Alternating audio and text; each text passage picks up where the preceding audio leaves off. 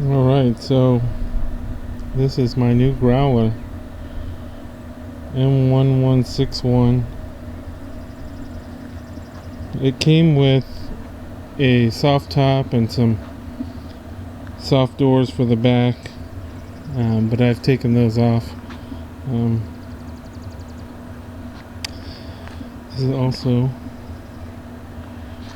my first real military vehicle. I'm very excited about it. I've driven it around. I've had it for about a week and a half now. Didn't think to document anything until just recently, so here we are. We'll kind of give you the 360 view. So far it is a ton of fun to drive.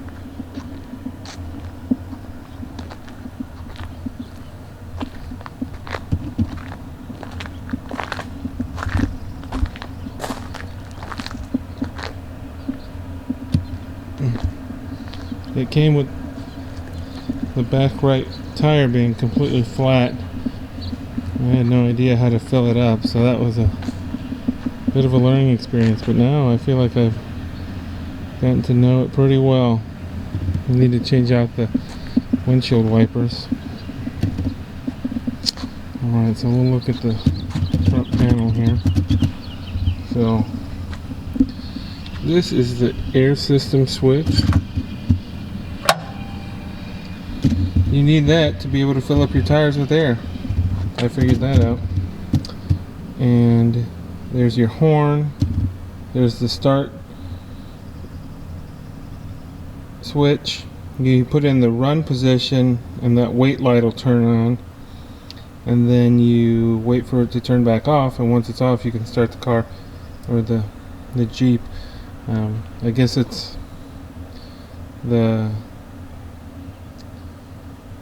starter is warming up. I'm still learning how to use a diesel for the first time, so I don't know all the words. Alright, and this is your headlights, and so that I had no idea how that worked, so I had to look it up. Turns out the BO drive and BO marker stand for blackout drive, and blackout marker used in blackout ops. I won't be doing any of that. So the stop light and service drive are what you use. So I typically will put it in the serve drive, and then I will turn on my instrument panel using the bottom left switch. And you have to lift this lever here in order to be able to turn your lights on.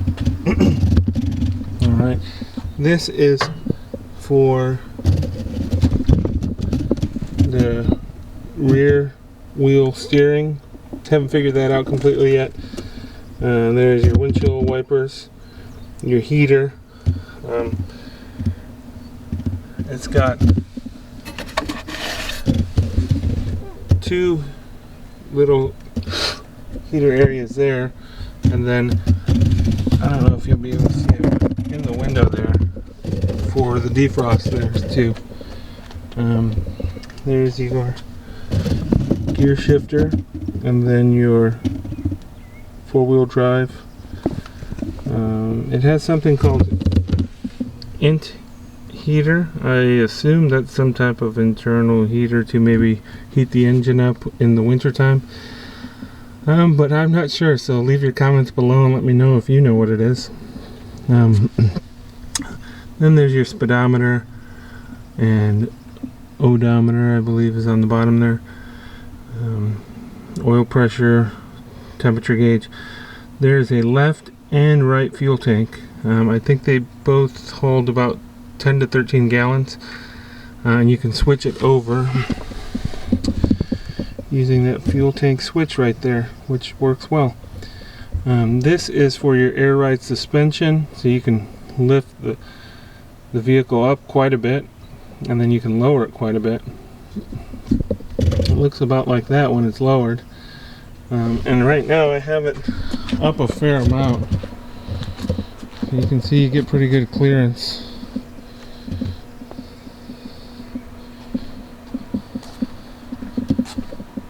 and then this is your automatic tire inflator, deflator. I don't know if it's automatic since you control it, but you can run your tires flat if you're going in to like a soft sand or some type of mud, and then it has a cross country and highway, and those are higher tire pressures. That is your windshield wiper motor. One on each side. It has some type of GPS or iPhone holder, and it's got a little gauge that tells you how level you are. Passenger seat, driver's seat. I did some modification, sort of. I don't know if you'd call it that. All the pads that are in the driver's seat and that head support were all in the passenger seat, and I figured, well, I'm going to be driving it, and I'm a pretty big guy, so let's go ahead and switch those over. And then you have your driver's side passenger seat and your passenger side passenger seat, and those have some pads too. I didn't come with all the pads, so you kind of get what you get when you win one of these auctions, but it is what it is. And there's your left fuel tank, and then I believe that is your fuel line, maybe? Not 100% sure.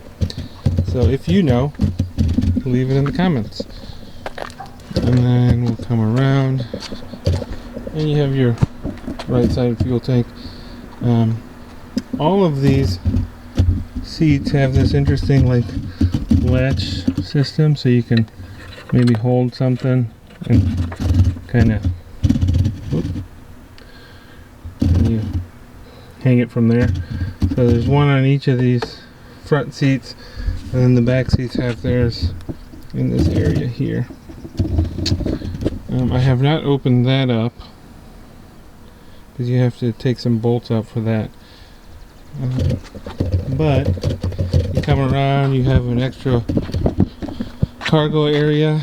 I was supposed to have a winch that came with this, but the winch just didn't come with it, so I am out of winch. But that opens up, and right now I just have an extra ball hitch for a small trailer that I have, and I think that might be your air compressor, and I'm not sure. I called and emailed the company, but they said that they don't keep manuals of their maintenance manual and technical manuals. I don't know why you would make a vehicle and not keep manuals of it, but that's what they said. You can see your exhaust comes out above your rear passenger tire, and you get some pretty good clearance on that, so you can go in decently deep with it. I'm sure you can have extensions and whatnot. And here is that automatic inflator, so that cable there goes to the tire. If you take that cable off, your tire will just go flat. If you take that metal round portion off right in the middle of the tire, it gives you access to a regular tire inflator. I figured all that out the hard way. I took all that off and I flattened my tire out because I was trying to fill up that tire, and then I found the little thing that made it real easy, and so now I know how to do it. I'll probably show you one of these days when I have to mess with that again. Alright, that's about all there is to that. The engine is under here. It has these little guys to keep the hood down. You can also put the windshield down on both sides and rest it on there. I don't know if there's a way to keep it securely down though, so I haven't driven it like that because I'm worried that it's gonna fly up and break or something. So here's your engine. It's a turbo diesel. I don't know much about diesel, but I will learn to figure it out. and ask lots of questions. There's your fan. Over there is your air filter. Windshield wiper fluid, I was able to figure that one out. And your dipstick is right there. You unscrew it to pull it out. I believe this is your oil filter. And you get,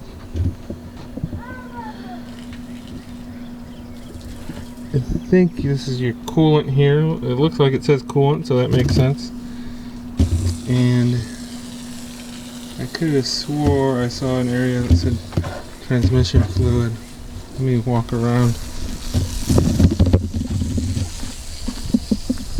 I need to get a zoom lens so I can, oh there we go. So you can check the level of your transmission fluid. I've never done that before in any vehicle, so I'll try and figure that out. Alright. I think that's it for now. There's your alternator. It seems like you get pretty easy access to most things. So I will figure it out. With hopefully the help of some of you. Alright. I will also start to take some pictures of it and try and post those. This guy is a beast and a ton of fun. So hopefully I can get better at this video recording too. Alright. Signing off. Thanks you guys.